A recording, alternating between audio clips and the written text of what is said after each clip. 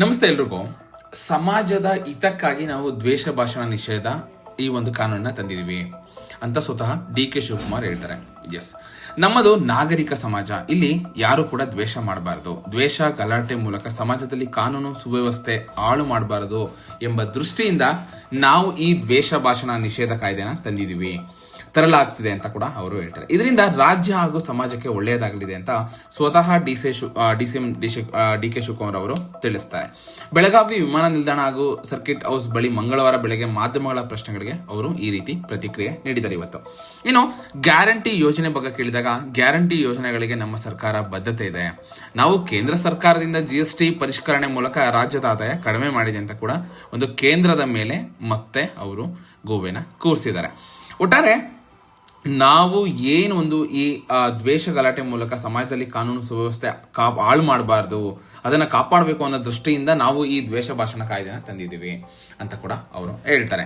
ಹಾಗೆ ಈ ಒಂದು ನಾವು ಅಧಿವೇಶನ ಕರೆದಿರುವುದೇ ಒಂದು ಉತ್ತರ ಕರ್ನಾಟಕದ ಸಮಸ್ಯೆಗಳ ಬಗ್ಗೆ ಚರ್ಚಿಸಲು. ಮಾದಾಹಿ ಕೃಷ್ಣ ಮೇಲ್ದಂಡೆ, ಭದ್ರಾ ಮೇಲ್ದಂಡೆ ಯೋಜನೆ ಬಗ್ಗೆ ಬಿಜೆಪಿ ಮಾತನಾಡ್ತಿಲ್ಲ ಯಾಕೆ ಅಂತ ಮತ್ತೆ ಅವರು ಬಿಜೆಪಿ ಮೇಲೆ ವಾಗ್ದಾಳಿ ಮಾಡಿದ್ದಾರೆ. ಓಕೆನಾ? ಹಾಗೆ ಹೈಕಮಾಂಡ್ ನಾಯಕರ ಭೇಟಿ ಫೋಟೋಗಳನ್ನೆಲ್ಲ ನೋಡಿದಿರಲ್ವಾ ಅಂತ ಮೀಡಿಯಾದವರಿಗೆ ಕೇಳ್ತಾರೆ. ಎಸ್, ರಾಹುಲ್ ಗಾಂಧಿ, ಸೋನಿಯಾ ಗಾಂಧಿ ಅವ್ರನ್ನ ಭೇಟಿಯಾಗಿದ್ದೀರಾ ಅಂತ ಕೇಳಿದಾಗ, ಎಸ್ ಭೇಟಿಯಾಗಿದ್ದೇನೆ, ಕುಶಲೋಪರಿ ವಿಚಾರಿಸುವುದು ಫೋಟೋಗಳನ್ನ ನೀವೆಲ್ಲ ನೋಡಿದ್ದೀರಾ ಅಂತ ಕೂಡ ಅವರು ಒಂದು ಮೀಡಿಯಾಗೆ ಹೇಳ್ತಾರೆ. ಹಾಗೆ ದ್ವೇಷ ಭಾಷಣ ಮಸೂದೆ ಅಂಗೀಕಾರಕ್ಕೆ ಬಿಜೆಪಿ ವಿರೋಧದ ಬಗ್ಗೆ ಕೇಳಿದಾಗ, ಕರ್ನಾಟಕ ಅಭಿವೃದ್ಧಿ ಬಗ್ಗೆ ಏನ್ ಚರ್ಚೆ ಆಯಿತು ಎಂದು ಮಾಧ್ಯಮದವರೇ ಹೇಳ್ತಾರೆ ಅಂತ ಹೇಳ್ತಾರೆ. ಓಕೆ, ಸೊ ಒಟ್ಟಾರೆ ಇಲ್ಲಿ ಒಂದು ಡಿ.ಕೆ. ಶಿವಕುಮಾರ್ ವಾದ ಏನಾಗಿದೆ, ನಾವು ಸಮಾಜದ ಒಂದು ಹಿತದೃಷ್ಟಿಗೆ ತಂದಿದ್ವಿ ಅಂತ ಹೇಳ್ತಾರೆ. ಹಾಗೆ ಸ್ವತಃ ಪ್ರಿಯಾಂಕ್ ಖರ್ಗೆ ಅವರು ಕೂಡ ಮಾತಾಡ್ತಾರೆ.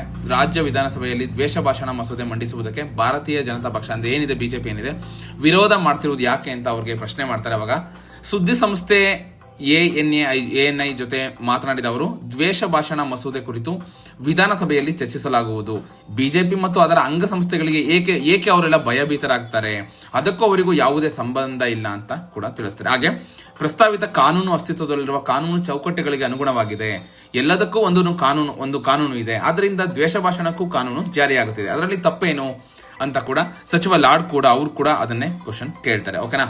ಸೊ ಒಟ್ಟಾರೆ ಇಲ್ಲಿ ಬಿಜೆಪಿ ಏನ್ ಹೇಳ್ತಿರೋದು, ದ್ವೇಷ ಭಾಷಣ ವಿರುದ್ಧ ಕಾನೂನು ಹೋರಾಟ ಮಾಡ್ತೀವಿ, ಸಿದ್ದರಾಮಯ್ಯ ಒಂದು ರಾಜಕಾರಣಕ್ಕೆ ಕಪ್ಪು ಚುಕ್ಕಿ ಅಂತ ಹೇಳ್ತಾರೆ. ಸೊ ಇಲ್ಲಿ ದ್ವೇಷ ದ್ವೇಷ ಅಪರಾಧಗಳ ಪ್ರತಿಬಂಧಕ ಸೇರಿ ಒಟ್ಟು 8 ಮಸೂದೆಗಳಿಗೆ ಇಲ್ಲಿ ಸಚಿವ ಸಂಪುಟ ಸಭೆ ಒಂದು ಅನುಮೋದನೆ ನೀಡಿದೆ. ಓಕೆನಾ?